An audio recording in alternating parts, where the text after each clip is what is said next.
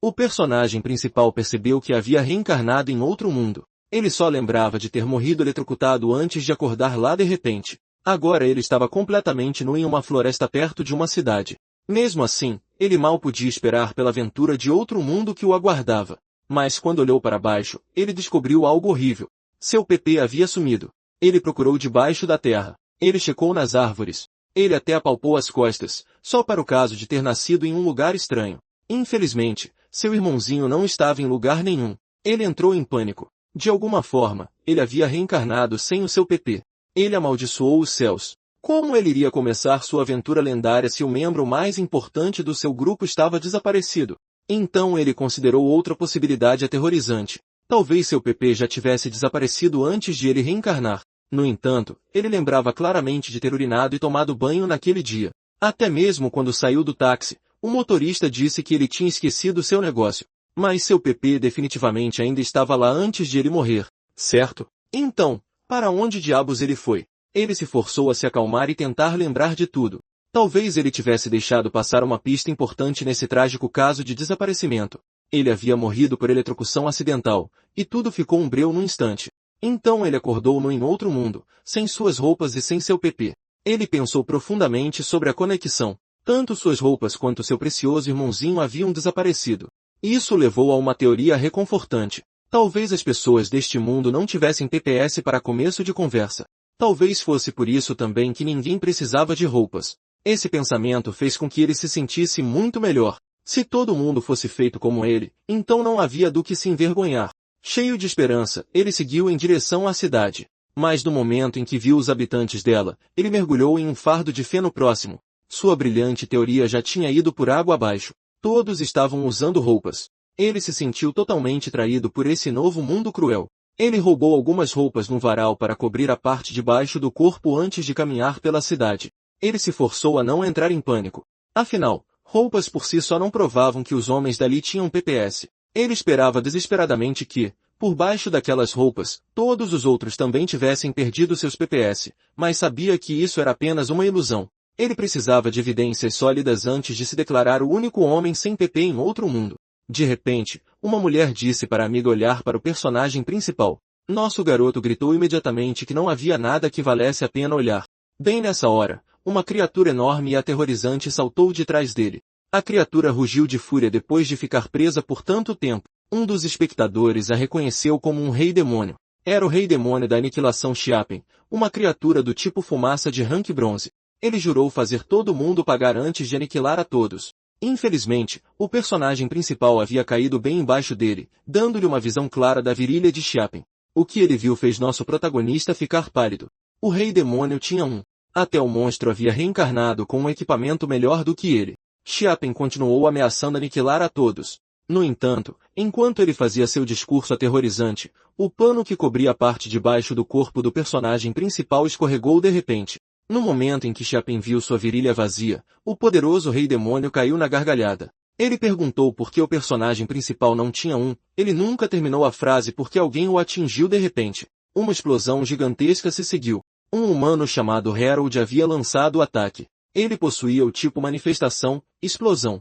Depois de salvar o personagem principal, ele perguntou se ele estava bem. O personagem principal se apressou em enrolar o pano ao redor do corpo e respondeu que estava bem, pelo menos fisicamente. Sua dignidade já havia morrido 2 vezes. Enquanto isso, Xiapen havia sido carbonizado. Harold sacou sua espada, assustando o rei-demônio imediatamente. Ele se apresentou como o capitão dos cavaleiros do reino do grande rugido.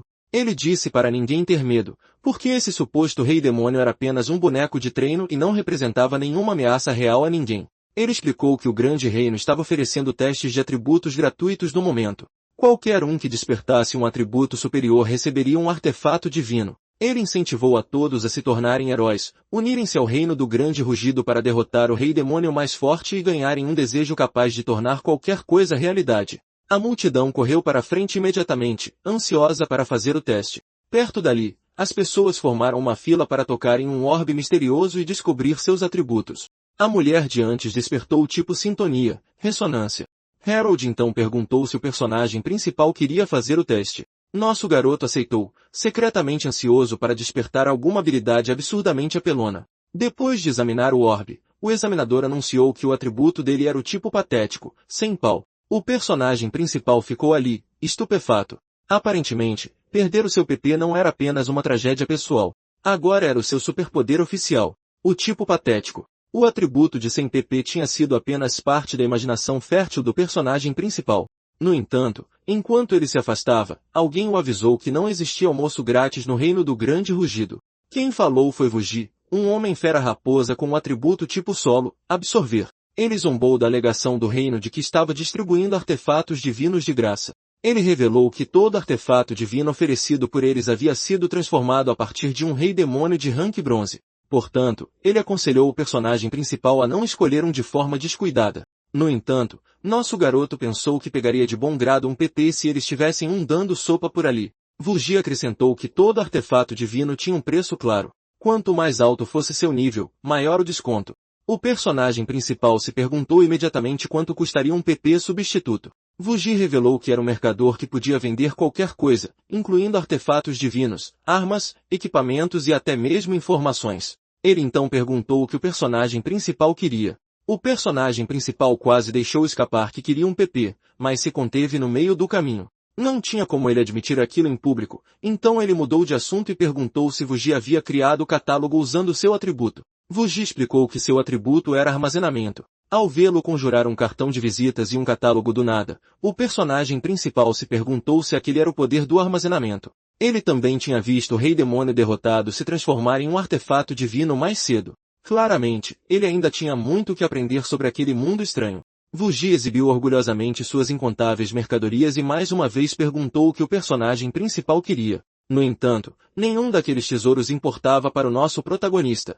Neste exato momento, ele só queria descobrir o que havia acontecido com o seu PP. Mais importante ainda, ele precisava testemunhar a verdade com os seus próprios olhos. Ele perguntou a Vugi onde poderia encontrar o banheiro. Quando chegou ao banheiro, sentiu como se o clímax da sua investigação finalmente tivesse chegado. Se confirmasse que os homens deste mundo também não tinham PPS, ele poderia finalmente começar sua grande aventura noutro mundo sem se sentir incompleto. Ele lembrou a si mesmo de não ficar nervoso. Com certeza, o desaparecimento do seu PP não poderia ser um caso isolado. Então, ele se lembrou do Rei Demônio de antes. Até onde ele sabia, qualquer coisa poderia estar escondida debaixo da roupa íntima daquela criatura. Além disso, aquela criatura nem sequer era humana. Nosso garoto continuava convencido de que os homens humanos neste mundo seriam completamente vazios lá embaixo, assim como ele. Ele parou silenciosamente ao lado de um homem usando mictório. Em seguida, deu uma espiada rápida. O homem percebeu instantaneamente que ele estava espiando e lhe deu um soco sem hesitar. O protagonista saiu voando para fora do banheiro. O homem furioso já estava tendo o pior dia da sua vida. Seus pais estavam decepcionados com ele, sua namorada o havia largado, e ele não tinha conseguido um resultado útil no teste de atributo que deveria mudar sua vida. Ele era um humano chamado Shell Gigi, e seu atributo era do tipo captura de vídeo, flor de castanheiro. Agora ele acreditava que seu sonho de derrotar o rei demônio mais forte tinha acabado. Gigi também reclamou que um pervertido tinha acabado de espiá-lo no banheiro. No entanto, o protagonista não teve pena alguma dele. Pelo menos, Gigi ainda tinha um PP. Furioso porque ninguém acreditava nele, Gigi invocou um artefato divino. Ele declarou que se tornaria o herói destinado a derrotar o rei demônio mais forte, e sua primeira vitória seria contra o protagonista. Enquanto isso, nosso protagonista só conseguia lamentar o fato de ter reencarnado, mas seu PP não ter vindo com ele. Nesse ritmo, ele temia que talvez nunca mais visse seu precioso irmãozinho. Ele havia perdido a coisa mais importante da sua vida, mas em troca, ganhou o poder. De repente, ele sentiu uma sensação estranhamente familiar. Ele instintivamente invocou um artefato divino. Agora, ele demonstraria o poder aterrorizante que havia recebido após perder sua posse mais importante. Uma arma se materializou em sua mão. Porém, ele olhou para ela sem acreditar. Não era nada mais do que uma faca de cozinha. Após observar mais de perto, ele percebeu que era exatamente a mesma faca de cozinha da sua casa anterior. Gigi balançou sua espada curta, mas o protagonista a bloqueou com a faca de cozinha. Gigi declarou com confiança que venceria esta batalha. Um momento depois, nosso garoto o chutou. Gigi saiu voando e colidiu contra uma parede. Ele desabou sem se mover, enquanto uma multidão se reunia ao seu redor. O protagonista ergueu a faca de cozinha, preparando-se para continuar o ataque. Entretanto, alguém de repente lhe disse para não ser tão impaciente. No mesmo instante, seu pé escorregou. Quando ele olhou para trás, viu alguém de pé atrás dele. Deitado nos escombros, GG caiu em prantos. Ele apontou que o protagonista estava até usando um cobertor roubado da sua casa, e ainda assim ele havia perdido para aquele ladrão descarado. No entanto, alguém lhe garantiu que nenhum atributo era verdadeiramente inútil. Wuji explicou que qualquer atributo poderia se tornar valioso com o treinamento adequado. Até mesmo derrotar o rei demônio mais forte não era impossível. Ele se apresentou mais uma vez antes de perguntar a Gigi se ele gostaria de comprar alguns manuais de treinamento. Enquanto isso, o protagonista avisou ao homem misterioso atrás dele para não usar o seu atributo nele. Presumindo que ele fosse outro mercador como Wuji, nosso garoto rapidamente acrescentou que não estava interessado em comprar nada. O homem misterioso perguntou calmamente se ele queria saber para onde o seu PP tinha ido. Nosso MC congelou. Finalmente, alguém tinha informações sobre o seu PP desaparecido. Antes que ele pudesse responder, o homem transportou ambos para um espaço diferente. Ele chamou o protagonista pelo nome, Huang Mizu. Então, ele se apresentou como o deus daquele mundo, o deus sem dúvidas. Finalmente, o deus revelou a verdade horripilante. Tinha sido ele quem transformará o PP de Huang Mizu no rei demônio mais forte. O deus sem dúvidas explicou que qualquer um que derrotasse o rei demônio mais forte ganharia um desejo capaz de tornar qualquer coisa realidade. Infelizmente para Mizu, o seu irmãozinho desaparecido havia sido transformado justamente naquele rei demônio. Para mostrar como ele tinha feito aquilo, o deus criou um minúsculo rei demônio diante dos seus olhos. Ele apresentou a criatura como o rei demônio do peido. Ele corria feliz por aí enquanto soltava pum por todo lado, e o deus sem dúvidas o chamou de adorável. Mizu só conseguia encarar a pequena ameaça fedorenta, confuso. O deus sem dúvidas sabia o que ele estava se perguntando. Ele explicou que escolhia pessoalmente os nomes e atributos concedidos a eles, permitindo que cada um usasse habilidades relacionadas ao seu atributo. Ele acrescentou que todos naquele mundo também haviam recebido um atributo dele. Mizu ignorou o sermão e exigiu saber por que o seu PP havia se tornado o rei demônio mais forte. O deus sem dúvidas alegou que tudo não passava de um mal-entendido. Durante a transmigração de Mizu, ele tinha acidentalmente confundido a sua joia de família com o modelo que havia desenhado para o rei demônio mais forte. Então, sem verificar duas vezes, ele o agarrou e o transformou em um. Mizu não podia acreditar no que estava ouvindo. Como alguém poderia cometer esse tipo de erro? O deus lhe mostrou calmamente o modelo original. O queixo de Mizu caiu quando ele notou a semelhança perturbadora. Ainda assim, ele empurrou o modelo para o lado e exigiu saber onde seu parceiro Fujão, o rei demônio mais forte, estava se escondendo. O deus sem dúvidas. Primeiro explicou que todo rei demônio derrotado se transformava em um artefato divino após a morte. Com um artefato divino, as pessoas podiam ativar habilidades conectadas aos seus atributos concedidos. Por exemplo, Harold, o barulhento capitão dos cavaleiros que Mizu conheceu mais cedo, possuía o atributo de explosão e usava o soco explosivo. Mizu fez bico, pois nada daquilo respondia à única pergunta que importava: onde estava o seu membro perdido? O deus sem dúvidas continuou explicando que ele havia criado a montanha do rei demônio. Ela continha 10 andares com várias cavernas de reis demônios em cada um. Para subir, os desafiantes tinham que derrotar um rei demônio que guardava o andar atual. Mizu continuou exigindo a localização do seu PP. Finalmente, o deus revelou que o rei demônio mais forte aguardava no topo da montanha.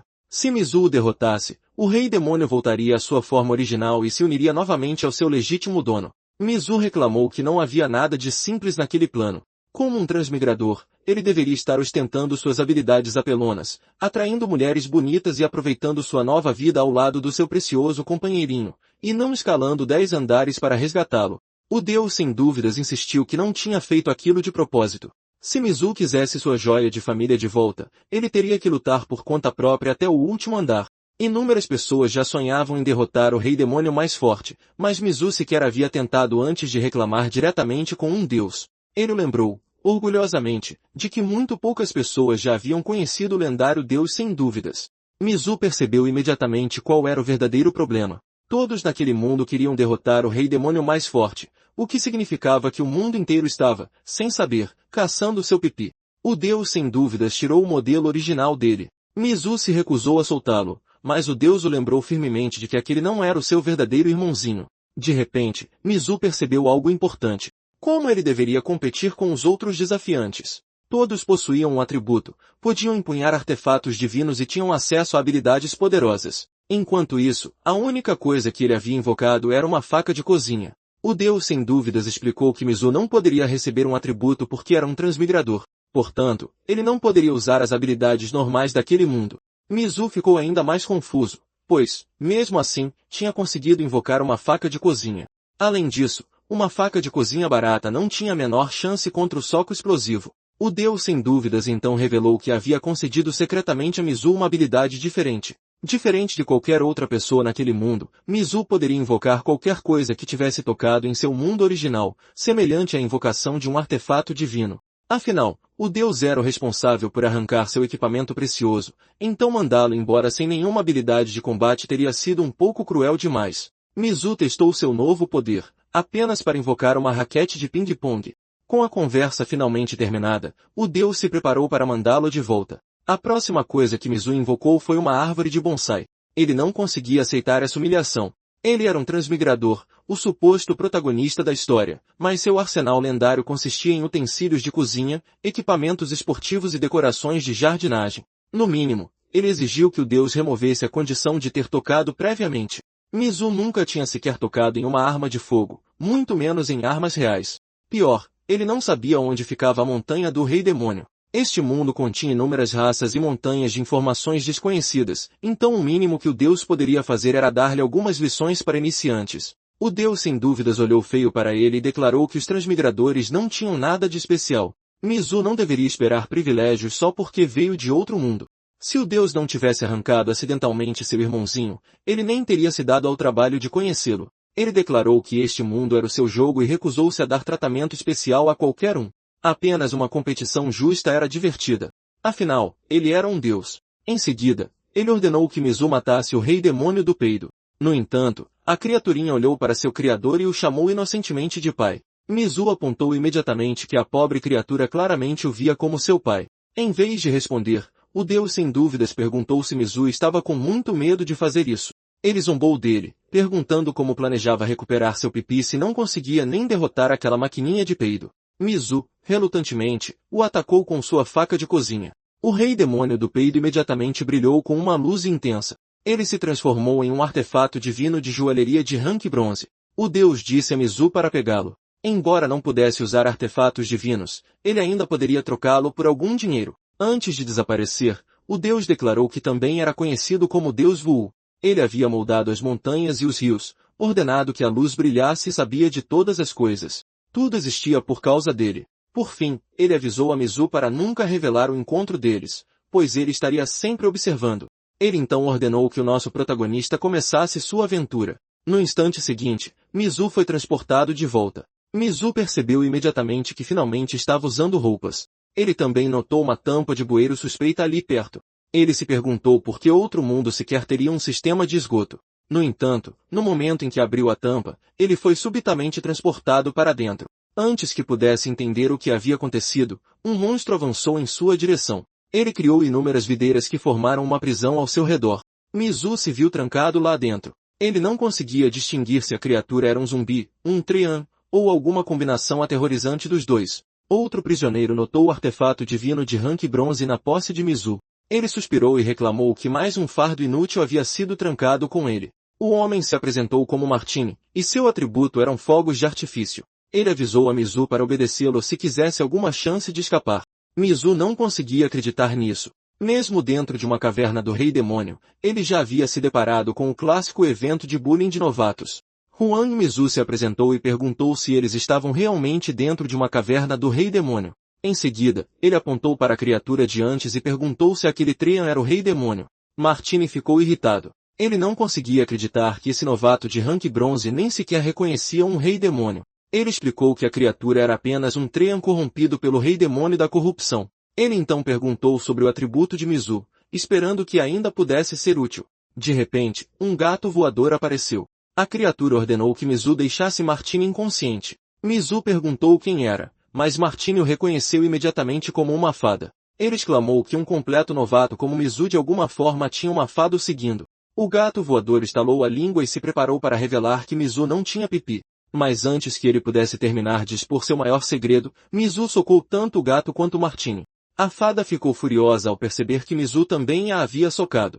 Mizu exigiu saber quem ele era, de onde vinha e, o mais importante, como ele sabia sobre seu irmãozinho desaparecido. A fada explicou que era um dos avatares dos deuses. Basicamente, era um deus, mas não tão divino. Era, aparentemente, uma existência muito além da compreensão limitada de Mizu. Ela anunciou que testemunharia toda a aventura de Mizu para recuperar seu pipi. Mizu cobriu imediatamente a boca dela e pediu desesperadamente para falar baixo. Mizu se perguntou se a fada era algum tipo de sistema. A fada descartou imediatamente essa teoria e disse-lhe para ler menos web novels. Os avatares eram responsáveis apenas por observar e não podiam interferir nem ajudá-lo. Mizu teria que completar essa aventura inteiramente por conta própria. Mizu perguntou ao avatar dos deuses se eles estavam dentro de uma caverna do Rei Demônio. O avatar confirmou, explicando que esta caverna ficava fora da montanha do Rei Demônio e que as cavernas do Rei Demônio podiam ser encontradas por todo o mundo. Mizu questionou como ele tinha entrado em uma apenas abrindo a tampa de um bueiro. Mais importante ainda, por que havia um bueiro aleatório no meio de uma cantina? O avatar dos deuses explicou que cada entrada parecia diferente, mas abrir uma teletransportaria a pessoa para uma caverna do Rei Demônio. Ele tinha decorado pessoalmente cada caverna e elogiava com orgulho o seu incrível gosto. Mizu respondeu que era difícil apreciar essa estética quando o lugar parecia uma masmorra de tortura. O avatar insistiu que nem todas as cavernas eram assim. O avatar explicou que cada caverna do Rei Demônio tinha um tema diferente que Mizu entenderia depois de visitar mais delas. Então ele afirmou que explicar sua visão artística era inútil, porque seres insignificantes não tinham o direito de comparar seus gostos com os de uma existência onisciente e onipotente. Mizu perguntou cautelosamente se o avatar poderia matá-lo de repente, sem aviso prévio. O avatar negou. Ele alegou ser extremamente amigável e que nunca faria nada que pudesse interferir no jogo. Afinal, matar um jogador instantaneamente seria chato demais. Mizu perguntou como ele poderia escapar. O avatar explicou que havia duas maneiras de sair de uma caverna do Rei Demônio: derrotar seu Rei Demônio e obter sua rendição, ou localizar a porta misteriosa que servia de saída. Quanto a escapar da cela, Mizu teria que resolver isso sozinho. O avatar o lembrou de que ele havia recebido uma habilidade especial e o encorajou a usá-la. Mizu pensou cuidadosamente sobre o que havia tocado em seu mundo anterior. Então ele invocou uma motosserra. O avatar ficou impressionado ao reconhecer a motosserra elétrica portátil V550. Mizu perguntou como ele sabia o modelo exato, mas ele respondeu orgulhosamente que um deus naturalmente sabia de tudo. Infelizmente, a motosserra não ligava. Mizu ficou olhando para ela confuso, enquanto o avatar casualmente se perguntou se ela precisava de eletricidade. Mizu jogou a motosserra inútil de lado e reclamou que sua suposta habilidade superpoderosa era uma fraude completa. Ele começou a gritar por socorro. Quando perguntou se havia mais alguém ali, 3 criaturas peixe se apresentaram como Dojiao, Kingjin e Suanle. Havia também uma pequena criatura amarela chamada Xiaoqiu. Mizu fez beicinho ao perceber que nenhum de seus companheiros de prisão era humano. Para piorar as coisas, Xiaoqiu claramente ainda tinha o seu precioso equipamento. Até mesmo uma minúscula criatura amarela era mais bem equipada do que o protagonista. Martine explicou que os 3 pescadores eram aldeões rio abaixo, enquanto Xiaoqiu era um refugiado treinado da mesma área. Então, Martine se gabou com orgulho de que seu pai era o comandante dos Cavaleiros do Grande Rugido. Confuso, Mizu perguntou quem Martine realmente era. Martine respondeu que era o discípulo do comandante dos Cavaleiros. Mizu começou a se perguntar se Asura o havia deixado com dupla personalidade. Até o avatar do deus achou esse homem estranho e divertido. Martine afirmou que Mizu não havia reconhecido sua grandeza antes. Ele também não sabia que um membro da onisciente raça das fadas estava seguindo Mizu. Agora ele entendia por que Mizu possuía um artefato divino de rank bronze. Era claramente feito para ostentar e dar o troco. Ainda assim, ele admitiu que o soco de Mizu doeu pra caramba. Mizu perguntou se a fada a que ele se referia era o gato voador ao seu lado. Ele quase revelou que, na verdade, era um deus. No entanto, o avatar beliscou o rosto dele antes que pudesse terminar. Sem escolha, Mizu apresentou a criatura como Shenshin. Martina sentiu como se tudo fizesse sentido. Como esperado da raça das fadas, ela até havia recebido o nome de uma doença. Ele admirou como Shenshin parecia ter uma personalidade tão forte. O comentário ofendeu profundamente o avatar do deus, mas Mizu o impediu de atacar. Ele percebeu que o avatar seguia quem o deus queria observar, o que significava que ele provavelmente continuaria ao seu lado durante toda a sua jornada. Mizu alegou que Shenshin estava apenas tendo mais um de seus surtos e disse a Martine para ignorá-lo. Ele então perguntou sobre o atributo e o plano de fuga de Martine. Martine revelou que seu atributo era fogos de artifício. O plano dele era torrar as vinhas até secarem e depois escapar enquanto o rei demônio da corrupção estivesse longe da caverna. Mazu não ficou nada impressionado. Ele simplesmente invocou um esquilo.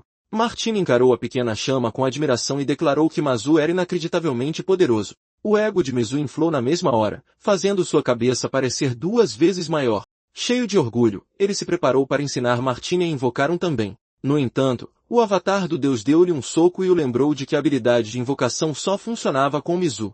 Momentos depois, Mizu havia escapado com sucesso da prisão de Vinhas. Ele imediatamente avançou em direção ao Treant. Agora ele entendia que a criatura estava sendo controlada pelo Rei Demônio. No entanto, ele não sabia como romper a corrupção ou subjugá-lo com segurança. A única solução em que conseguiu pensar foi matá-lo. Ele não podia permitir que a criatura bloqueasse o seu caminho. Mizu invocou sua faca de cozinha, mas logo mudou de ideia. Como seu oponente era literalmente uma árvore, ele a substituiu por um machado. O Treant balançou seu enorme punho na direção dele. Mizu esquivou do ataque e encurtou a distância. Ele disse com confiança para o avatar do deus observá-lo com atenção. No entanto, para sua surpresa, algo desviou seu machado. Um membro do Treant de repente ficou mole e contorcido. Mizu congelou quando ouviu alguém dizer que ela havia chegado bem a tempo. Uma mulher se aproximou e perguntou se todos estavam bem. Ela pertencia à raça Moro, possuía o atributo de afinador Pou-Pou e tinha a classe de reviver.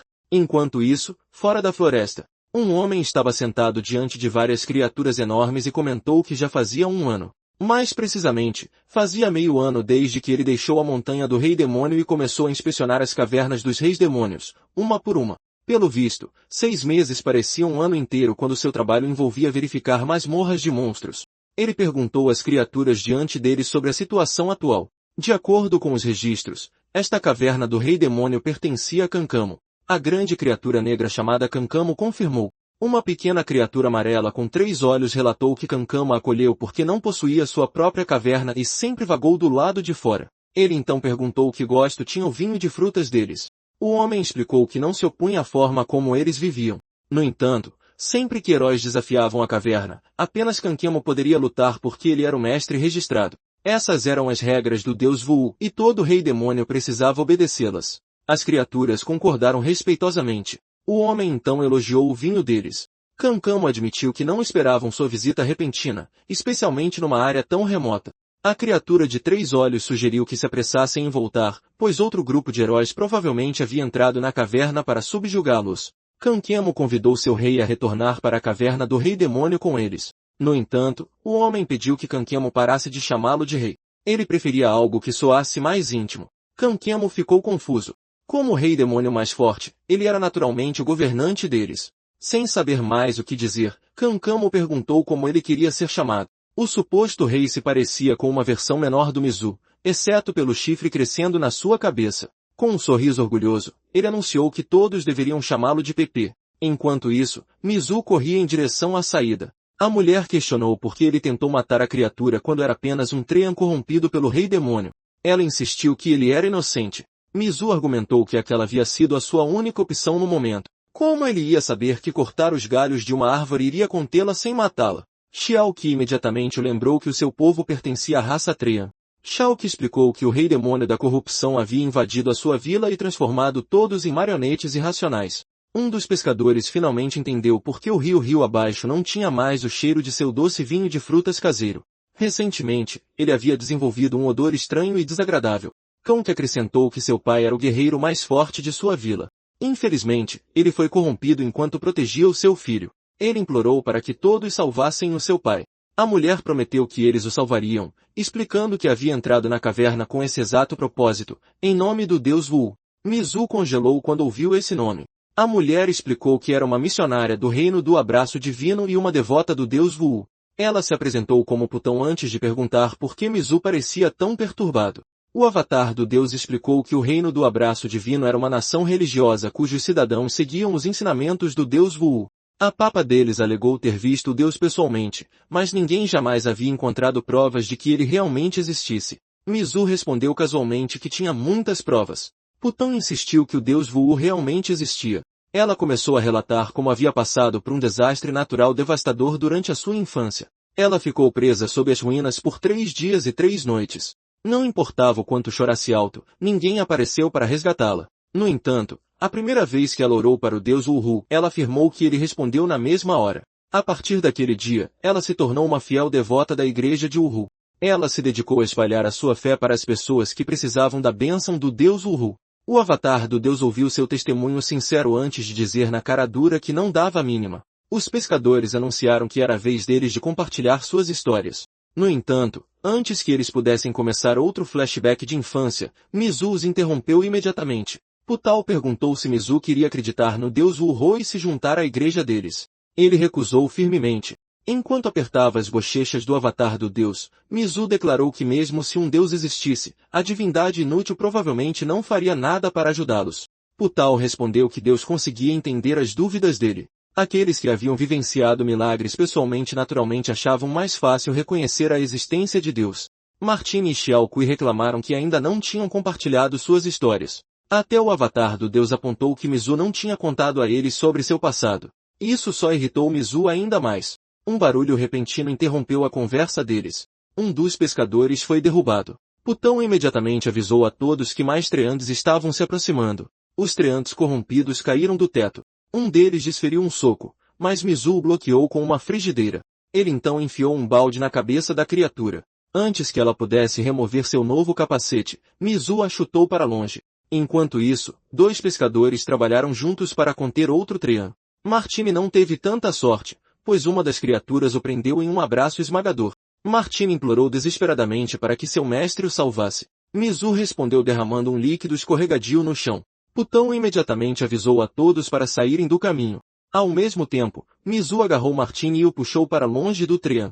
A criatura escorregou facilmente no óleo. Mizu aconselhou Martine a não usar sua habilidade ainda, já que ela não estava funcionando muito bem mesmo. Os pescadores anunciaram com orgulho que também haviam derrubado um dos treantes. No entanto, outro trean agarrou Xiao Kui. A pequena criatura implorou desesperadamente para que Mizu a salvasse. Mizu invocou um machado e o arremessou na direção deles. O impacto de repente derrubou o trean que segurava Xiao Kui. Todos encararam em choque enquanto a criatura agarrava o machado com a própria mão nua. Então Xiao Kui notou algo familiar em seu oponente. Seu papai havia chegado. Ele era um membro da raça dos treantes, possuía o atributo de sintonizador Kushin e tinha classe de dormência.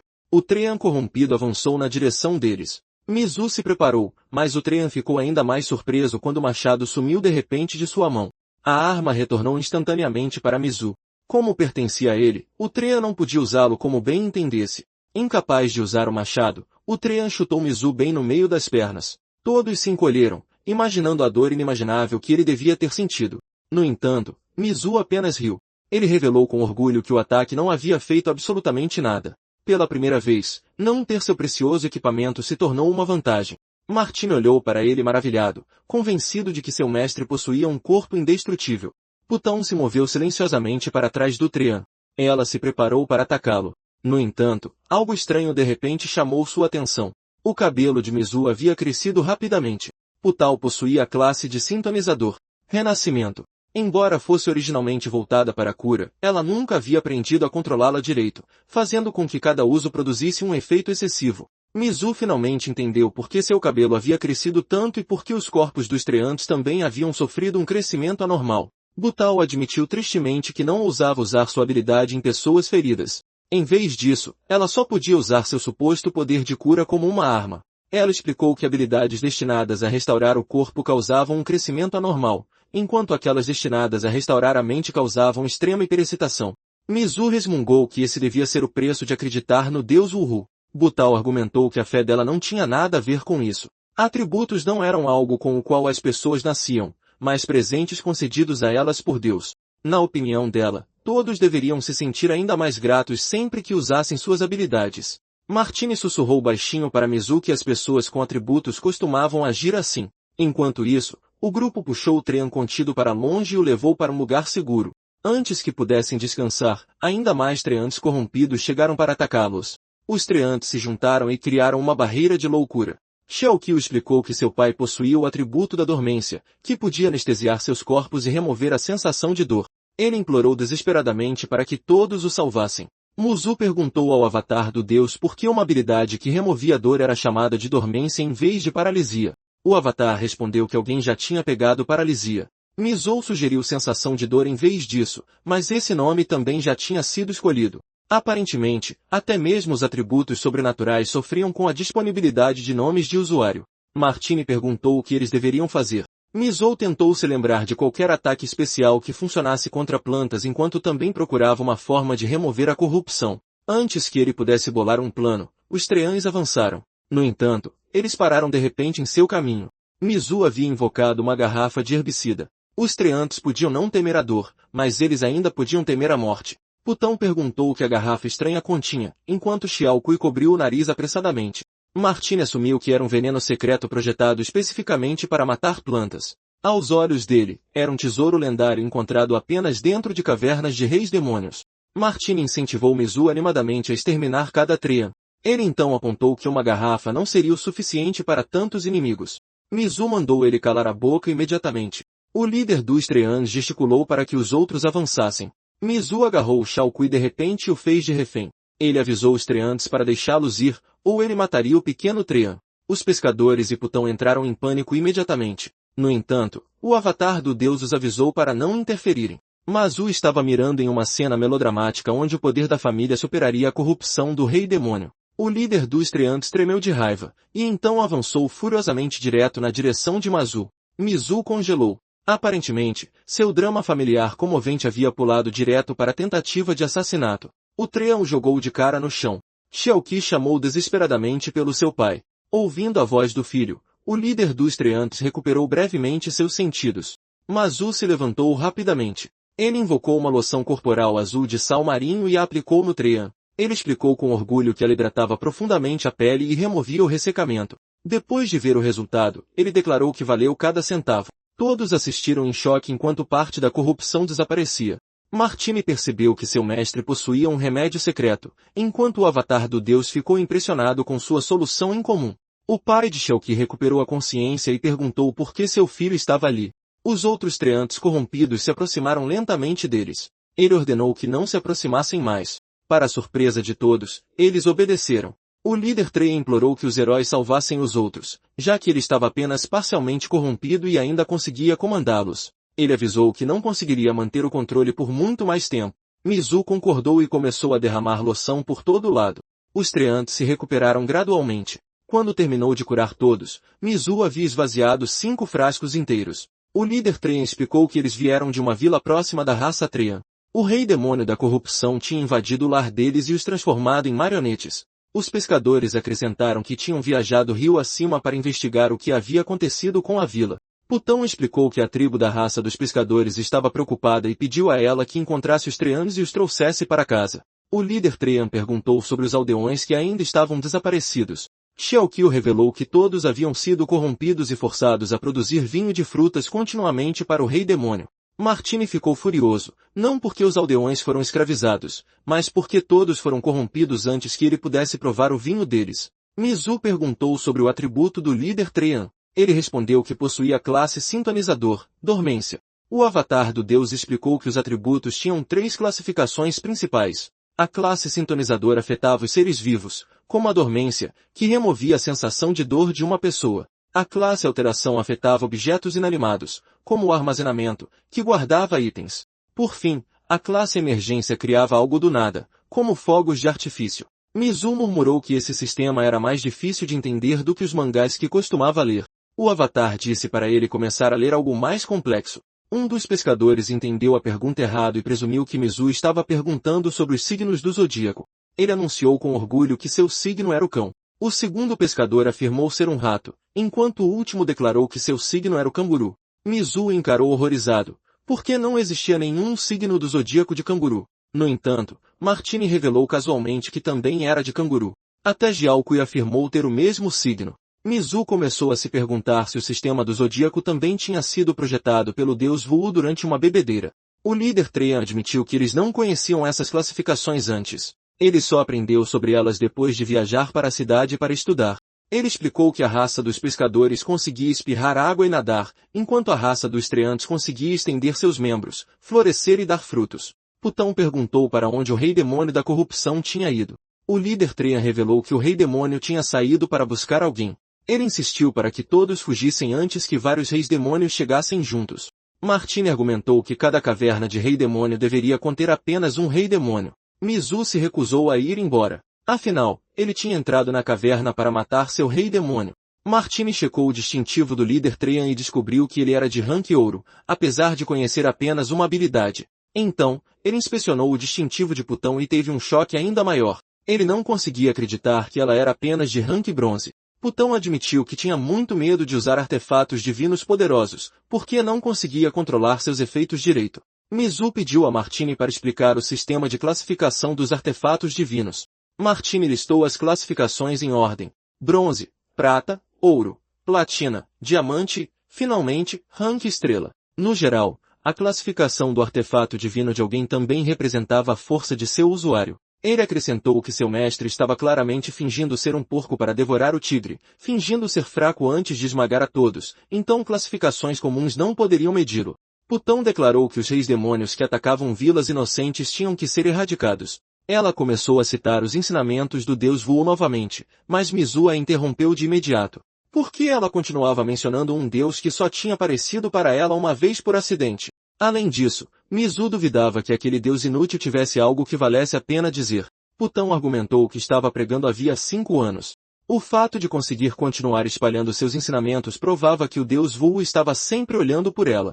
Se o deus queria que ela continuasse ali, então ela ficaria. Mizu respondeu que se o deus Vu a estivesse observando sem parar por 5 anos, então ele não era um deus. Ele era um tarado. Muito tempo atrás, o rei demônio abriu os olhos e viu o deus Vu de pé diante dele. O deus explicou que ele era um rei demônio e que o deus Vu era seu pai.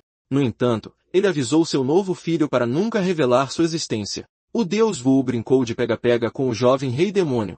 Quando a criatura reclamou que estava com fome, o deus lhe prometeu um lanche se conseguisse pegá-lo. Mais tarde, o deus Vu ensinou a eliminar os heróis que entravam em sua caverna. Depois, ele concedeu o poder da corrupção ao rei demônio.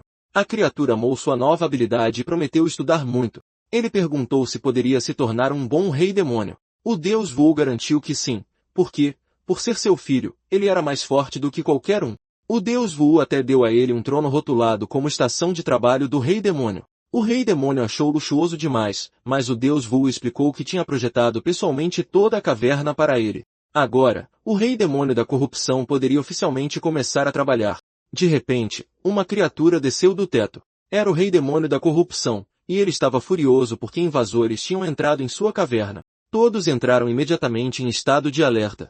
O rei demônio desencadeou sua habilidade, 100 rotações, 1000 lâminas. O teto inteiro se rachou. Pedaços de escombros choveram sobre eles. Mizu gritou desesperadamente por Martini, Putão e Xiaokui. De algum lugar acima, Pepe ouviu de repente uma voz familiar. Quando olhou para baixo, viu Mizu, a versão maior de si mesmo. Pepe o chamou imediatamente de chefe. Mizu encarou o minúsculo rei demônio e reconheceu instantaneamente seu pinto perdido. Ele não conseguia acreditar. Após procurar por todo um outro mundo, seu Pepe fugitivo tinha voltado para ele sozinho. Aquele garotinho tinha sido sua alma gêmea em inúmeras batalhas, seu insubstituível parceiro de ouro, seu irmão de armas mais leal. Tomado pela emoção, Mizu abraçou sua joia de família e chorou dizendo que tinha sentido muita falta dele. Pepe se lembrou do dia em que correu sob o sol poente. Também foi o dia em que perdeu sua juventude e se separou do parceiro de toda a vida. Mizu disse ao Pepe que, depois de perdê-lo, via o rosto dele toda vez que fechava os olhos. No entanto, sempre que os abria novamente, seu precioso irmãozinho não estava em lugar nenhum. Ele admitiu que tinha sido egoísta e que nunca dera o devido valor às contribuições do Pepe. Só depois de perdê-lo foi que Mizu entendeu que cada dia comum que haviam passado juntos carregava um significado insubstituível. Mizu confessou que estava errado. Desta vez, ele prometeu proteger seu parceiro de ouro de maneira adequada e nunca mais permitir que se separassem. Ele abriu os braços e disse ao Pepe para voltar para casa. Em seguida, ele puxou sua joia de família desaparecida para um abraço apertado. Porém, nada aconteceu. Confuso, Mizu perguntou por que eles não estavam se fundindo. O avatar do deus explicou que Pepe agora era equivalente a um artefato divino. Um rei demônio só podia se transformar em um artefato divino após morrer. Portanto, se Mizu quisesse se reunir com seu irmãozinho permanentemente, ele primeiro teria que matar o rei demônio mais forte. O avatar de repente percebeu que nunca tinha lhe dado um nome de verdade. No entanto, Pepe respondeu que estava perfeitamente feliz sendo chamado de Pepe. O avatar perguntou se ele tinha se acostumado com tudo no último semestre, e Pepe respondeu alegremente que sim. Mizu começou a entrar em pânico. Ele tinha acabado de encontrar seu Pepe fujão, e mesmo assim eles não podiam se reunir. Mais importante ainda, Como meio ano havia se passado se Mizu tinha chegado há tão pouco tempo? O avatar do Deus revelou que o tempo havia sido acelerado enquanto Mizu estava dentro do domínio divino. Embora tenha parecido breve para ele, meio ano já havia se passado desde sua transmigração. PP garantiu ao seu chefe que estava bem. Ele admitiu que se sentiu solitário no início, mas já havia se recuperado e construído uma nova vida. Mizu ficou deprimido. No momento em que seu precioso equipamento o deixou, ele imediatamente se tornou independente e deixou de precisar dele. Ele se perguntou se matar PP era realmente a única maneira de trazê-lo de volta para casa. Por um breve momento, Mizu considerou seriamente fazer isso.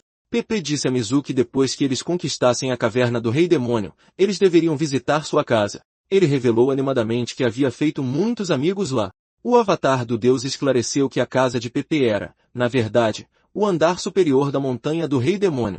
PP explicou que seu corpo real permanecia dentro da montanha do Rei Demônio.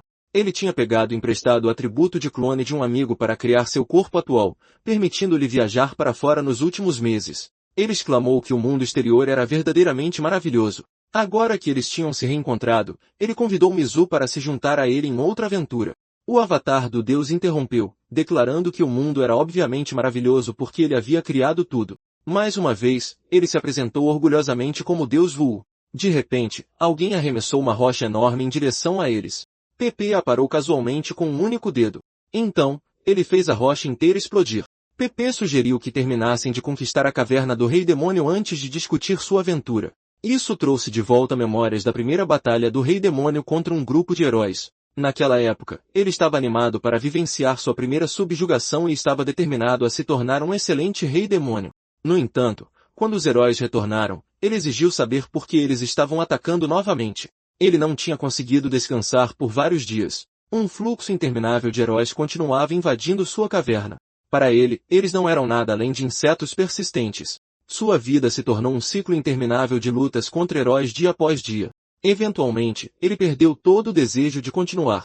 Foi por isso que ele se sentiu tão aliviado quando finalmente escapou. Pela primeira vez, ele experimentou a liberdade sem subjugações diárias.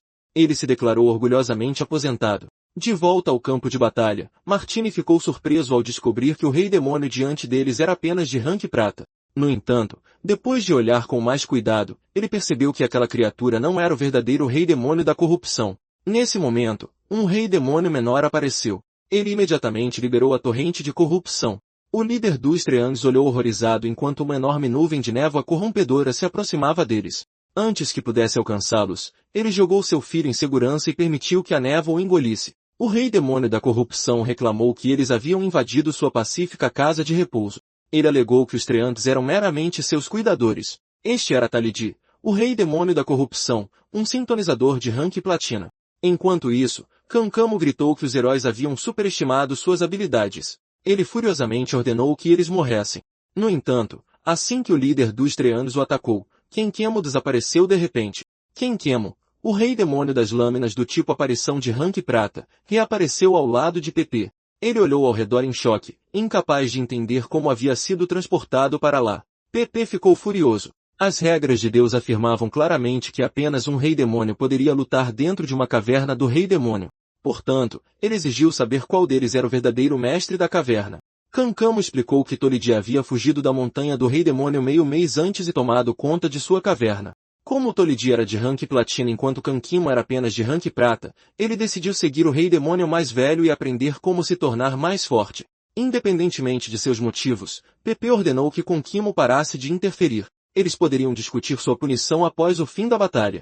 Por perto, o avatar do Deus observava a situação com uma expressão estranhamente satisfeita. PP instruiu Kankimo a permanecer ao seu lado e aguardar silenciosamente o resultado da batalha. Martini finalmente notou que o Rei Demônio recém-chegado era de rank platina. Ele avisou a todos que aquele era o verdadeiro Rei Demônio da corrupção. Tulidi ficou irritado. Os heróis haviam descoberto que ele era de rank platina, mas ainda tentavam fugir. O líder dos Trents tentou desesperadamente escapar da corrupção que se espalhava. Mizu aplicou rapidamente mais loção, permitindo que ela penetrasse profundamente em seu corpo de madeira. O líder dos Treantes se sentiu humilhado após ser corrompido pela segunda vez. Mizu garantiu-lhe que estava tudo bem e disse-lhe para deixar tudo nas mãos de seu novo herói hidratante. Lá no fundo, Mizu ansiava terminar a batalha e finalmente se reunir com seu precioso irmãozinho. Mizuo pegou um saco de farinha e espalhou seu conteúdo por toda parte.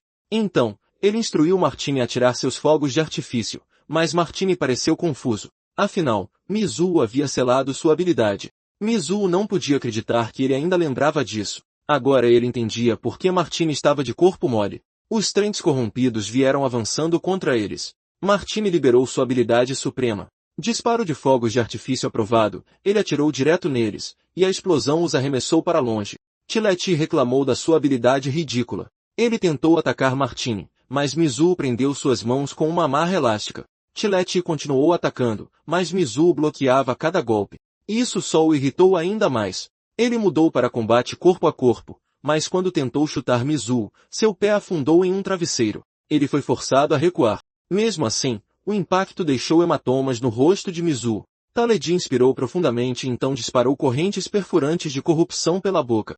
Mizuo lembrou que atributos que afetam seres vivos não podiam afetar objetos inanimados, então ele usou um guarda-chuva como escudo. Em seguida, ele imediatamente fechou o guarda-chuva e cravou a ponta em Taledi. Taledi foi lançado voando para trás, mas a névoa ao redor amorteceu sua queda. Então ele usou a corrente perfurante de corrupção. A corrupção grudou nas cabeças dos trets. Ele declarou que já estava aposentado e tinha muito tempo a perder, então podia levar o tempo que quisesse brincando com eles. Mas, para sua surpresa, alguém derramou líquido sobre os trentes. Mizuo riu depois de descobrir que agentes de limpeza podiam impedir a propagação da corrupção. Isso tornou as coisas muito mais fáceis de lidar. Martini comentou que Mizuo tinha muitos truques na manga. Taledi ficou ainda mais irritado. Quando ele tentou chutar Mizuo, sentiu de repente algo agarrar seu pé. Putão estava determinada a acabar com ele. Ela ativou a explosão de vitalidade, fazendo a mão de Taledi inchar a um tamanho enorme. Taledi chamou a todos para virem ajudá-lo. Os treantes corrompidos pegaram pedras afiadas e o atacaram. Seu braço foi decepado. Enquanto isso, Martini avançou, mas os treantes corrompidos bloquearam seu caminho. Ao mesmo tempo, Taledi substituiu seu braço perdido por corrupção. Ele estava furioso. Mesmo depois de fugir para um lugar tão remoto, as pessoas ainda o perseguiam para iniciar uma cruzada contra ele. Ele ativou o fluxo aprisionador de corrupção. Ele declarou que esmagaria todos eles de frente. Mizuo ficou pasmo ao ver que essa luta, de alguma forma, tinha uma segunda fase. Taledi deu-lhe um soco e o jogou direto no chão. Mizuo gritou de dor, reclamando que nunca havia apanhado tanto desde o dia em que nasceu. Taledi declarou que não iria simplesmente corromper Mizuo. Ele iria espancá-lo até a morte com as próprias mãos. O líder dos treantes correu em direção a Mizuo e ativou sua barreira de dormência. Mizuo puxou uma bola de borracha que lançou tanto ele quanto Taledi para trás. Mas Mizuo não sentiu nenhuma dor. Ele percebeu que esse devia ser o atributo de Kushin, o líder dos treantes. Sua sensação de dor havia sido bloqueada, embora seu corpo ainda estivesse um pouco dormente. Ele se perguntou se era por ter apanhado demais. Taledi avançou direto em sua direção. Mizuo o golpeou, mas Taledi riu enquanto bloqueava o ataque. Ele disse a Mizuo que seus ataques eram inúteis, pois a corrupção era infinita. Putão se esgueirou por trás dele e ativou o renascimento de vitalidade. Mas Taledi bloqueou com sua corrupção. Ele não fazia ideia de qual atributo ela possuía, mas percebeu que ela pertencia à classe sintonizador. E a classe sintonizador era totalmente ineficaz contra o seu fluido de corrupção. Alguém atirou um pedaço de pau nele, mas ele o segurou facilmente. Mas, para sua surpresa, o objeto sumiu de repente. Enquanto ele estava distraído, Mizuo avançou direto contra ele. Seu fluido de corrupção explodiu, deixando todo o campo de batalha em completo caos. Putão tentou usar sua magia, mas a pressão despedaçou sua varinha. Ela percebeu que o artefato de bronze não aguentava mais a sua habilidade. Martini disparou seus fogos de artifício. Taledi balançou um machado e cortou o braço dele, declarando que Martini não era digno de ser seu oponente. Sangue espirrou por toda parte, e a cena deixou Mizuo pálido. Taledi anunciou que estava ficando cansado, então decidiu transformar todos eles em seus servos mais trabalhadores. O fluido de corrupção imobilizou Mizuo. Seu corpo inteiro estava completamente dormente. Outro braço feito de corrupção prendeu Putão. Ela disse a Mizuo para rezar para o deus Vu, prometendo que ele responderia. Mas isso soou como uma piada absoluta para ele. Ela garantiu que um milagre desceria, desde que ele rezasse com fé verdadeira, assim como ela. Ela acreditava que, não importava o que acontecesse, Deus com certeza os salvaria, assim como havia salvado ela no passado. Mizuo olhou em volta procurando pelo avatar de Deus, Shenshin. Cancamo declarou que a luta já havia acabado. Shen estalou a língua e comentou o quanto aquilo era chato. Talidi disse para não terem medo, pois logo pertenceriam a ele. Putão rezou desesperadamente para que Deus os salvasse. Ela implorou para que ele reconhecesse sua devoção incansável e sua fé inabalável. Ela continuou chamando por ele. Mas Mizu respondeu que não dava para confiar em nenhum deles. Ele se libertou da corrupção e a salvou por conta própria. Ele a lembrou de que, tanto agora quanto quando ela era criança, aqueles que demonstraram bondade e estenderam a mão para ajudar nunca foram os deuses grandiosos, mas sim pessoas reais. Ele declarou que quem a estava salvando não era Deus, era ele. Shen percebeu que a motosserra elétrica havia ligado. Ele não conseguia entender como Mizu tinha conseguido ligá-la. A motosserra dilacerou o braço corrompido de Talidi. Ele ficou em choque ao perceber que sua velocidade de regeneração não conseguia acompanhar a destruição. Quando Martini viu isso, seus olhos brilharam. Kuishin também ficou pasmo com o que viu. Mizu percebeu que a sensação de dormência que sentia era, na verdade, uma corrente elétrica. Só então ele descobriu que a eletricidade que o havia eletrocutado até a morte reencarnou junto com ele. Ele jogou um artefato divino para Putão, já que o dela tinha se quebrado. Era um item transformado a partir do rei demônio do peido, que eles haviam enfrentado mais cedo. Ela ficou surpresa ao pegá-lo. Talidi estava completamente farto dele. Ele declarou que a luta ainda não tinha acabado. Mizu respondeu dizendo para ele vir com tudo. Ele cortou o fluido de corrupção que o cercava até finalmente alcançar Talidi, e então o golpeou. Mizu estava começando a achar que se aventurar em outro mundo era bom demais, mesmo tendo perdido seu PP, mas esse pensamento distraiu, e Talidi conseguiu pular para longe. Ele ativou o fluxo turvo de corrupção. Mizu cortou o fluxo ao meio, mas Talidi continuou jorrando aquilo de sua boca. Mizu apenas deu um sorriso de canto. A situação ficou feia rapidamente, pois o fluido que ele bloqueou espirrou por toda parte. Então ele ergueu a motosserra e a cravou direto em Talidi. Talidi percebeu que tinha que escapar, assim como da última vez. Ele usou o fluxo perfurante de corrupção novamente. Putão ativou a explosão de vitalidade, fazendo as pernas dele crescerem ainda mais. Talidi gemeu de dor ao desabar no chão. Mizu correu direto em sua direção. Enquanto isso, o artefato divino nas mãos de Putão começou a rachar. Isso a fez se perguntar o que o deus Wu estava tentando lhe dizer. Talidi murmurava o nome de Deus repetidamente. Então ele gritou que Deus não passava de um monstro. Ele afirmou que Deus o havia criado e transformado em um fantoche sem mente. Ele questionou por que os reis demônios eram forçados a cumprir a vontade de Deus enquanto esperavam para sempre que suas cavernas de rei demônio fossem conquistadas. Ele reclamou amargamente que nunca lhe tinham dado uma escolha. Ele gritou que aquele ciclo sem fim de matar e ser morto não significava nada para ele. Tudo o que ele queria era viver sua própria vida e ser ele mesmo. Uma quantidade enorme de corrupção irrompeu de seu corpo. Putão ficou chocada com o que tinha acabado de ouvir, mas Mizu parecia apenas irritado. Talidi declarou que queria controlar a própria vida e se recusava a aceitar um destino tão cruel. Sua aparência começou a mudar enquanto ele ativava o fluxo final de corrupção. Talidi declarou que nunca aceitaria seu destino. Mizu percebeu que o rei demônio ainda guardava as memórias de ter sido criado pelo deus Wu. Ele se perguntou se Talidi realmente tinha permissão para dizer algo assim em voz alta. Talidi soltou um rugido ensurdecedor. Uma onda maciça de poder engoliu o seu corpo. Mizu ficou perplexo com o repentino feixe de energia. Em um instante, Talidi foi transformado em uma lança verde. Mizu ficou completamente sem palavras. Ele ergueu o olhar lentamente. O rei demônio da corrupção estava morto. Até mesmo Treon encarava em choque, incapaz de compreender o que havia acabado de acontecer. Mizu continuou paralisado, atordoado. Shen murmurou que Talidi havia provocado aquilo. Mizu pegou o artefato divino. O deus Wu havia aplicado a sua punição divina. Putão não sabia o que estava acontecendo. Ela ficou pasma ao descobrir que Deus havia criado o rei demônio da corrupção. Ela não conseguia entender como aquilo era possível. Afinal, Deus era quem lhes concedia tributos e lhes permitia lutar contra os reis demônios. Mizu se aproximou dela. Ele explicou que o nível dela já estava acima do rank bronze, então artefatos divinos de rank bronze não podiam mais suportar as suas habilidades. Ele entregou o artefato divino a ela e pediu que tentasse curar a todos, mas ela se recusou, dizendo que não conseguia fazer aquilo. Ela acreditava que suas habilidades só causavam desastres terríveis, por isso tinha muito medo de tentar de novo. Mizu apontou que Martini já havia desmaiado. Ele acrescentou que a habilidade de dormência de dor de Kuishin também havia passado, deixando-o com uma dor excruciante. Então, ele a lembrou de que a tinha salvado. Agora era a vez dela de salvá-lo. Putão hesitou. A fumaça rodopiava ao redor de Mizu enquanto ele dizia a ela para esquecer que Deus a havia presenteado com atributos.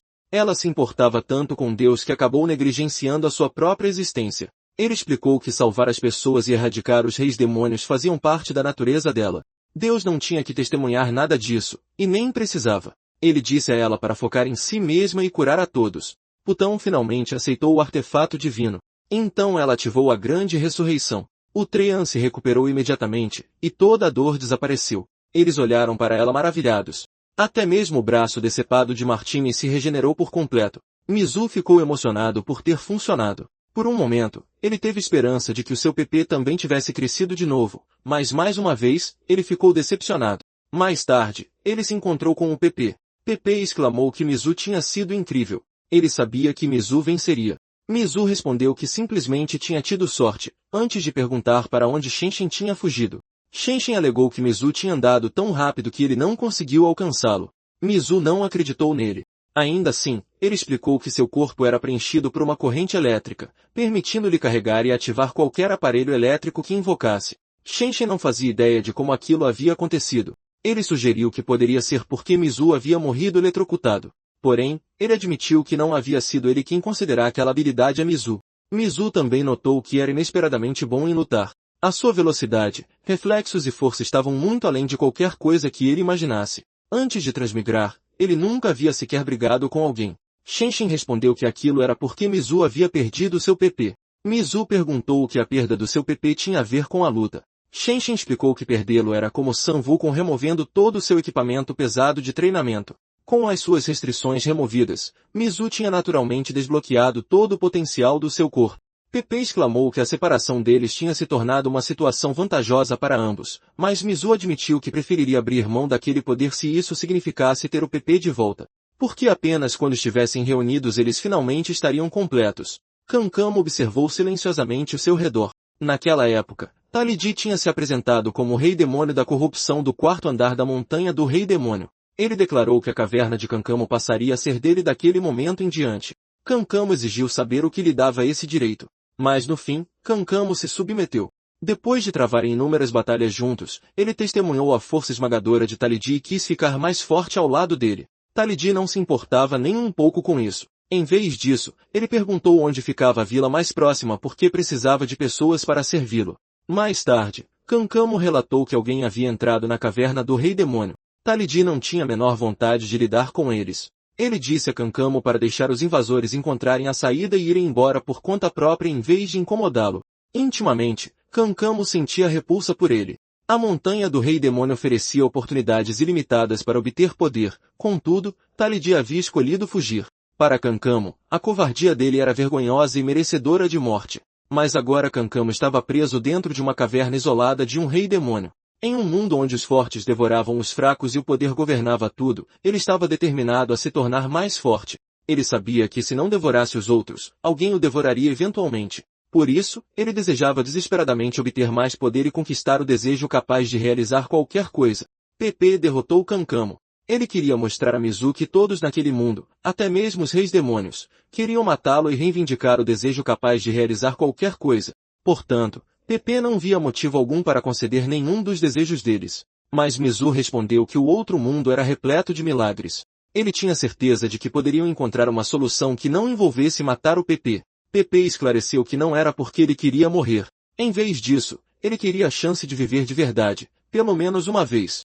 E se Mizu insistisse em tomá-lo de volta, PP o desafiou a vir e matá-lo. Ele estaria o esperando no último andar da montanha do Rei Demônio. Mizu o encarou com fúria. O clone desapareceu repentinamente. Shenshin suspeitou que ele havia retornado ao seu corpo principal no último andar da montanha do Rei Demônio. Mizu apenas olhava fixamente para o céu enquanto pensava no PP. Naquela noite, Martini perguntou para onde Mizu tinha ido. Ele o informou de que os Treandes estavam preparando um bom vinho para entretê-los. Um dos pescadores exclamou que o gosto era incrível. Mizu respondeu casualmente que tinha encontrado outro Rei Demônio, então ele foi até lá e o derrotou. Então ele lhes mostrou o artefato divino em sua mão como prova. Martini exclamou que ele era incrivelmente descolado. O líder dos Treandes insistiu para que Mizu se juntasse a eles, querendo agradecê-lo adequadamente. Todos explodiram em comemoração. Eles se reuniram ao redor da fogueira, ergueram-se retamente e estenderam os braços para os lados. Então, todos eles beberam o vinho exatamente ao mesmo tempo. Martini convidou Mizu para grande rugido e prometeu recebê-lo com a melhor das hospitalidades. Ele revelou que seu pai era o comandante dos cavaleiros do grande rugido. Ele acrescentou que Mizu poderia subjugar as cavernas do Rei Demônio da Montanha do Rei Demônio quando quisesse. Quickshan abraçou Mizu e agradeceu a ele. Ele revelou que a raça Treant havia decidido se mudar para a cidade, onde poderiam testar seus atributos e aprender novas habilidades. Martini explicou que o Grande Rugido e o Reino do Abraço Divino eram dois super-reinos construídos ao redor da Montanha do Rei Demônio. Ambos os reinos compartilhavam o mesmo objetivo final: conquistar a montanha e derrotar o Rei Demônio mais forte que os aguardava no último andar. Ele acrescentou que o Rei Demônio concederia o desejo do vencedor. Putão então admitiu a Mizu que ainda estava pensando no deus Vu. Ela não conseguia entender as palavras finais do Rei Demônio da corrupção ou o que o outro Rei Demônio havia dito a eles. Como o deus Vu havia criado o mundo, ela percebeu que não era impossível que ele também tivesse criado os reis demônios. Ela não conseguia entender por que ele faria uma coisa dessas. Quanto mais ela pensava sobre isso, mais confusa ficava. Mizu a lembrou do que ele havia dito antes. Quem a salvou não foi Deus. Ele também esclareceu que, sempre que ela salvava alguém, não estava agindo em nome de Deus. Essas ações pertenciam apenas a ela. Putão então admitiu que era sua primeira vez usando o grande renascimento com sucesso. Até que ela descobrisse a verdade, não poderia mais continuar pregando. Ela não conseguia nem mesmo se convencer do que acreditava, então não havia como convencer mais ninguém. Mizu ficou furioso com o deus Vu por todas as coisas terríveis que ele havia feito. Não bastava que o deus o tivesse separado do seu PP. Ele também havia arruinado os relacionamentos de Mizu. Shenshin comentou que Mizu claramente já estava bêbado. Mizu acidentalmente deu um soco nele enquanto praguejava bem alto. Putão decidiu voltar para o reino do abraço divino e contar ao Papa tudo o que havia acontecido. Shenshin ficou furioso e revidou com um chute. Por fim, eles adormeceram, e a manhã chegou. Martini acordou Mizu e Shenshin para informá-los de que seu povo tinha vindo buscá-lo. Ele perguntou se eles queriam viajar para o Grande Rugido com ele. Mizu perguntou se ficava perto da montanha do Rei Demônio antes de dizer para ele ir na frente sem eles. Shenshin informou a Mizu que os Treants e os Homens-Peixe haviam retornado às suas vilas. Putão havia partido para o Reino do Abraço Divino, e Martini estava indo para o Grande Rugido. Ele então perguntou o que Mizu planejava fazer a seguir. Mizu não fazia ideia, especialmente porque seu PP ainda se recusava a voltar. Uma rajada de vento passou por eles e levou um cartão direto para as mãos de Mizu. Shenshin perguntou o que era. Era o cartão de visitas de Vuji, anunciando seus serviços de inteligência e mercadorias. Enquanto isso, o PP retornou ao 10º andar da montanha do Rei Demônio. Um demônio lhe deu as boas-vindas. Com o retorno do PP, isso significava que seu clone acabará de ser destruído. O PP notou que seu corpo havia ficado muito maior e perguntou a Vanilju se era um efeito do clone. Vanilju explicou que, embora o clone do PP não tivesse crescido por causa de sua habilidade, seu corpo principal havia continuado a se desenvolver ao longo dos últimos 6 meses. Sua força também havia aumentado. Vanilju era o Rei Demônio dos Clones, um membro de patente 5 estrelas da classe dos Afinadores. O PP perguntou onde os outros estavam. Vanilju respondeu que um estava dentro de uma caverna de Rei Demônio, enquanto o outro parecia ter saído para procurá-lo. Ele então perguntou se a jornada do PP havia sido proveitosa. O PP permaneceu em silêncio. Então ele agradeceu a Vanilju. Com sua ajuda, o PP finalmente havia conseguido cortar seus laços com o passado. 3 dias depois, a Rei Demônio do Cabelo Lindo exclamou que cabelos bonitos eram deliciosos. Mizu a derrotou com uma máquina de cortar cabelo elétrica. Depois disso, ele enfrentou o Rei Demônio das Sombras. Ele o derrotou simplesmente apontando uma lanterna para ele.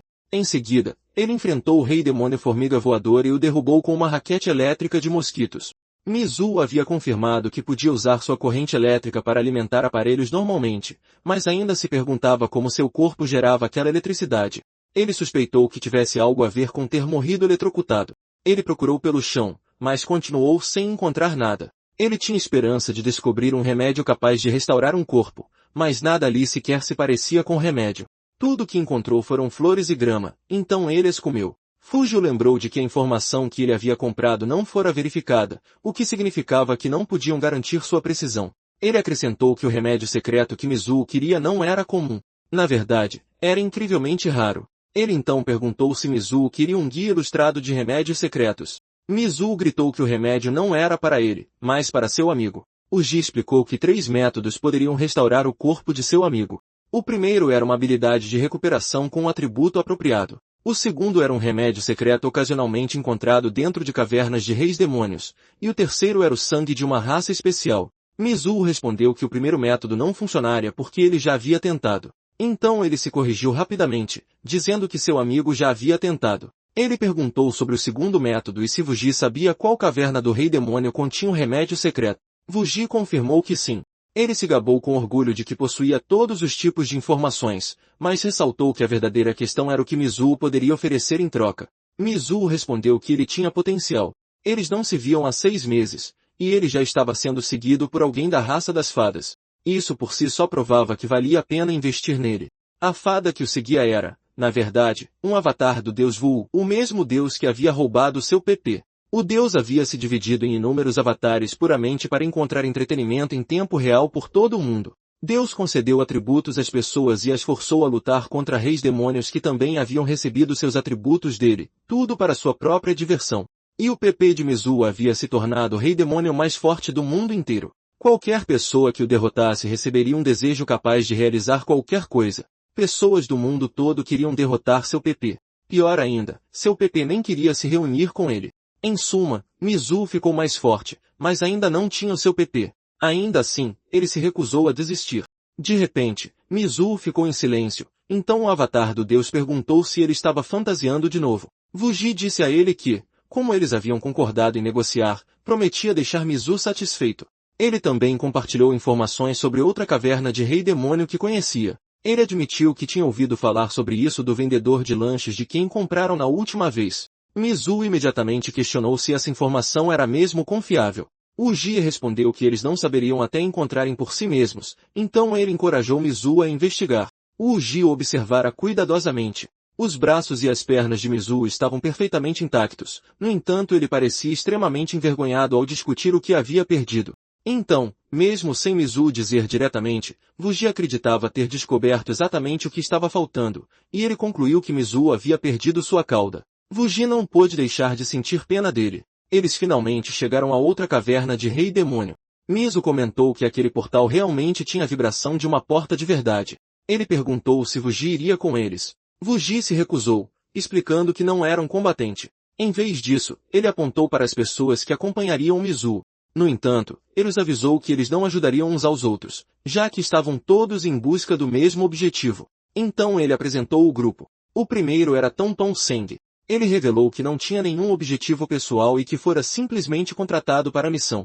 Ele pertencia à raça dos saqueadores das sombras e possuía a habilidade de captura classe semente de girassol. A próxima pessoa era Kai. Ela pertencia à raça dos sintonizadores Kai, e sua classe era cintilação. Depois vieram os irmãos, Otou, que pertencia à classe girassol, e Hot Dogs, da classe língua. Por fim, havia uma mulher chamada Lilinai, da raça do Anel Celestial, que possuía a classe Encanto. Ao formar um grupo para invadir a caverna de um rei demônio, o ideal era ter 2 funções especializadas na equipe. A primeira era alguém com um atributo que fornecesse habilidades de recuperação e cura, basicamente um curandeiro. Essa pessoa tratava os ferimentos, permitindo que a equipe lutasse por mais tempo e mantivesse sua força. No entanto, pessoas com essas habilidades eram incrivelmente raras. A segunda era alguém dedicado a encontrar a saída dentro da caverna do rei demônio, o buscador de portas. Eles garantiam que o grupo tivesse uma rota de fuga caso não conseguissem derrotar o rei demônio, dando-lhes a chance de recuar e tentar de novo. Essa função era absolutamente essencial.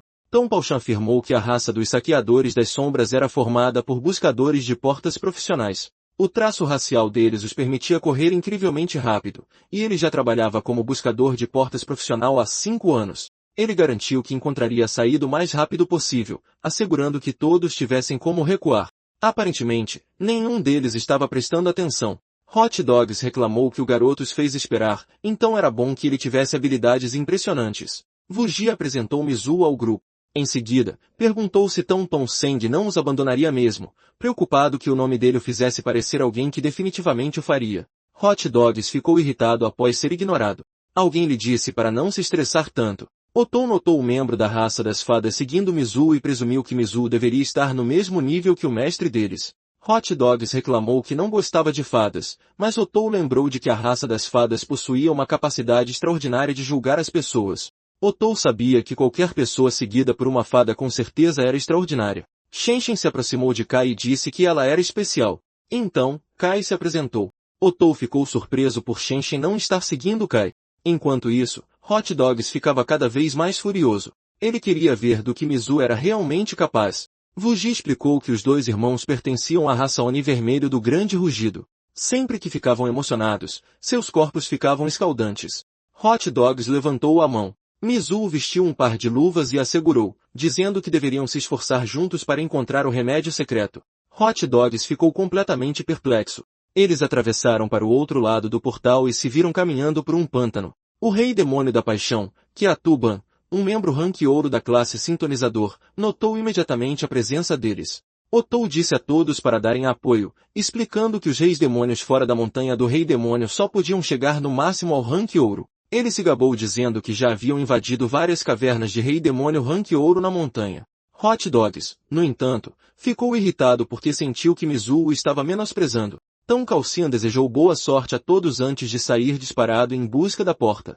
Mizu achou graça do jeito que ele corria, pois parecia exatamente com o Naruto. O Rei Demônio deu as boas-vindas aos heróis e de repente caiu na gargalhada.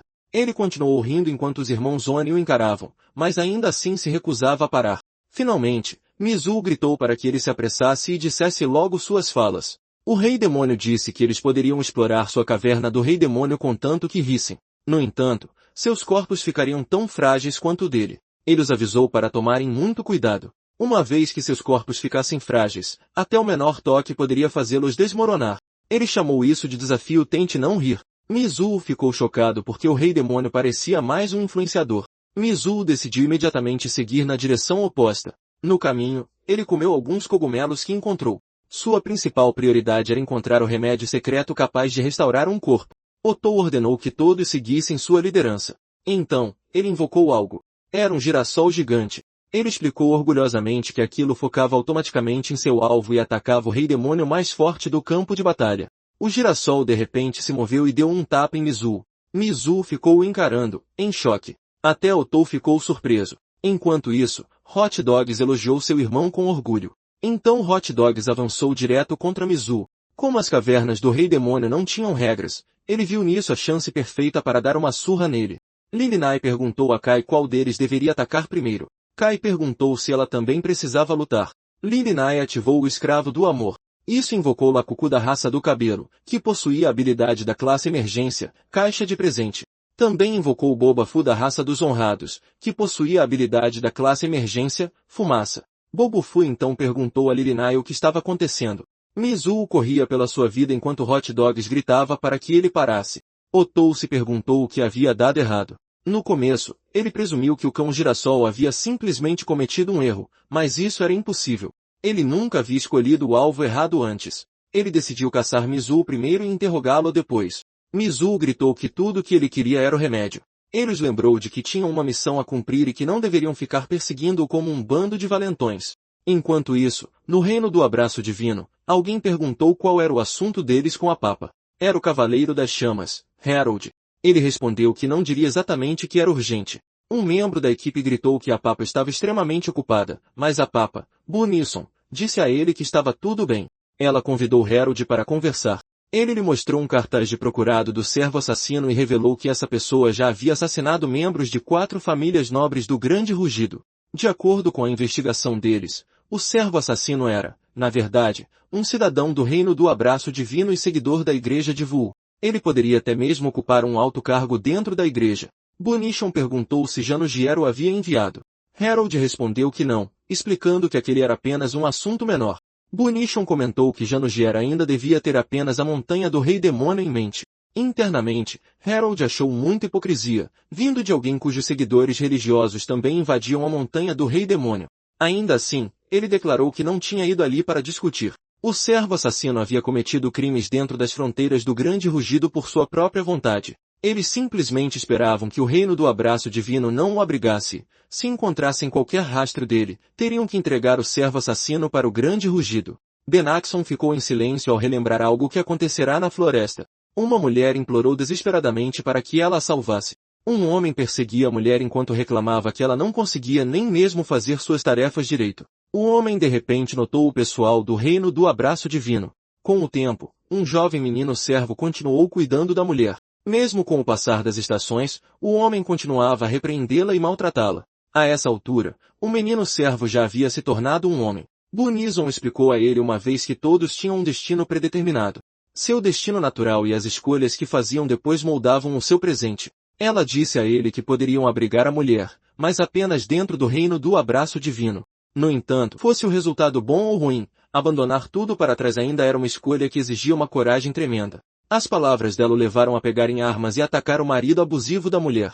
O homem servo declarou que tudo o que via era algo que Deus permitia que ele testemunhasse. Portanto, tudo o que ele fazia também era algo que Deus lhe permitia fazer. Ele alegava que suas ações eram as escolhas de Deus. Bunison apenas esperava que ele nunca se arrependesse do caminho que havia escolhido. De volta ao presente, ela perguntou por que Janugier havia enviado Harold até ela. Afinal, Harold era um dos poucos entre os 10 comandantes cavaleiros que não tinha um membro da raça das fadas o seguindo. Harold explicou que um dos alvos do servo assassino havia sobrevivido com ferimentos graves. No entanto, a fada que seguia aquela pessoa o abandonou imediatamente. Ela não buscou ajuda nem mesmo tentou resgatá-lo. Tanto Harold quanto o rei compartilhavam da mesma crença. Envolver-se com a raça das fadas definitivamente não era uma coisa boa. Ele afirmou que a raça das fadas não era razoável nem confiável. Ele avisou Bunison para se manter em guarda. Quando ela pediu para ele ir direto ao ponto, ele revelou que o rei demônio do nono andar, o rei demônio dos clones, havia escapado da montanha do rei demônio. Enquanto isso, Hot Dogs ainda estava perseguindo Mizu. Hot Dogs ativou a grande mordida de cachorro. Mizu reclamou imediatamente que o hálito dele fedia muito, e então o acertou com um osso. Hot Dogs ativou o cachorro lambedor, fazendo sua língua crescer absurdamente, mas Mizu rapidamente enfiou uma focinheira na boca dele e disse para parar de lamber, porque um cachorro lambedor não ganharia nada no final. Mizu apontou que, entre mostrar as presas e colocar a língua para fora em todo lugar, o atributo de Hot Dogs era inacreditavelmente anti-higiênico. Isso fez Hot Dogs perder totalmente a paciência. Ele ordenou que seu irmão não interferisse. Ele planejava mostrar pessoalmente a Mizu as consequências de irritá-lo. Então, ele ativou uma habilidade chamada Super Quente. Mizu bateu nele com um bastão antes que ele pudesse ativar a habilidade. Hot Dogs ficou chocado com o quão frágil seu corpo havia se tornado de repente. Otou imediatamente ficou preocupado com o irmão. Mizu sentiu de repente seu corpo esquentando. Ele se perguntou por que Hot Dogs estava muito mais fraco do que o esperado. Sem aviso, o cão girassol o engoliu inteiro. Otou correu para verificar se Hot Dogs ainda estava vivo. Então eles avistaram o fungo lágrima azul, e havia 2 deles. Por mais grave que fosse um ferimento, a lágrima azul poderia curá-lo completamente. Hot Dogs esticou a língua e pegou um, engolindo-o em seguida. A essa altura, metade do seu torso já havia sumido, mas seu corpo inteiro se recuperou instantaneamente. Otou exclamou que, com aquele item, eles finalmente poderiam salvar seu mestre. Mizu escapou do cão girassol cortando-o ao meio com sua motosserra. Ele disse aos irmãos que os deixaria escapar, contanto que lhe dissessem onde ele poderia encontrar o remédio secreto capaz de restaurar seu corpo. Ele tentou escalar o fungo para alcançar a outra lágrima azul enquanto imaginava o quanto Pepe se arrependeria de sua decisão. Ele percebeu que, se Pepe não o valorizava, então ele também não valorizaria Pepe. Ele jurou que o seu próximo seria ainda melhor e mais incrível. E quando esse dia chegasse, Pepe imploraria para voltar, mas Mizu se recusaria a aceitá-lo de volta. Sua vara de pescar enganchou com sucesso a lágrima azul. Enquanto isso, o servo assassino, também conhecido como Bobo Fu, estava lutando contra o rei demônio, enquanto Lakuku saltou por trás e jogou um conjunto inteiro de caixas de presente. O rei demônio simplesmente se preparou para avançar direto pelas caixas, mas, de repente, o corpo de Lakuku se despedaçou. O rei demônio comentou que ele era frágil demais. Lily Nice perguntou como aquilo havia acontecido, mas não se preocupou muito com isso, já que Lakuku não passava de um palhaço espantalho. Ela não se importava se ele havia morrido. Ela tinha muito mais fé em Bobo Fu, um assassino em série que possuía uma força esmagadora. Durante a luta, Bobo Fu de repente a chamou. Ele disse a ela que, assim que a batalha terminasse, eles deveriam encontrar um lugar isolado e morarem juntos, apenas os 2. Lily Nai respondeu que, assim que conseguissem o remédio, ela removeria o feitiço e lhe devolveria sua liberdade. Bobo Fu sacou a sua arma. Uma luz brilhante e uma fumaça espessa cobriram toda a área ao seu redor.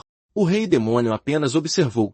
Mas, inesperadamente, Bobo Fu atacou Otou pelas costas. Ele acusou Otou de recrutar pessoas à força para a caverna do Rei Demônio, linchá-las e cometer assassinatos. Ele declarou que Otou merecia morrer.